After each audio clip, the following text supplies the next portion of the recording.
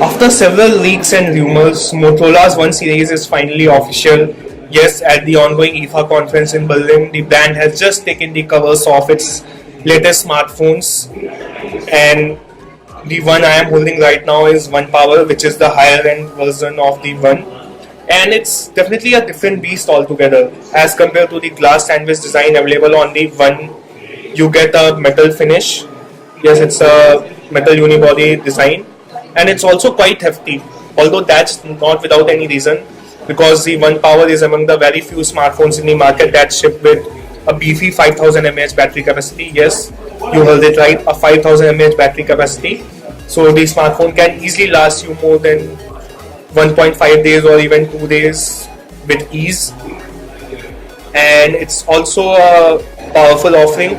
You get Qualcomm Snapdragon 636 chipset, and you can see the effect of the cursor. It's very smooth.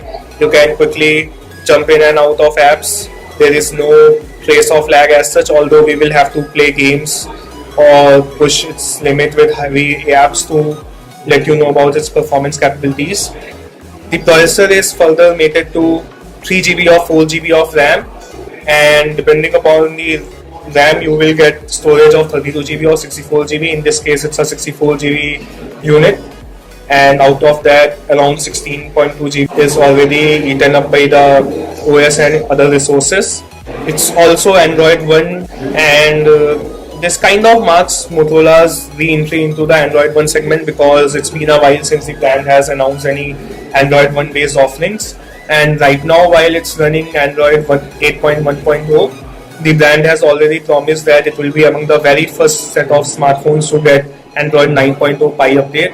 Talking about the cameras, you get a combination of 16 megapixel primary camera coupled with 5 megapixel secondary shooter, and at the front you get 8 megapixel selfie shooter. So let me just show you the camera app. So this is the selfie.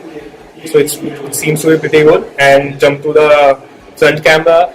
So unlike the Moto One, which only offers the capability of bokeh mode with the secondary shooter, here you can also get the option to optically get closer to the subject up to 2x, and then of course there is still zoom of 4x and 8x.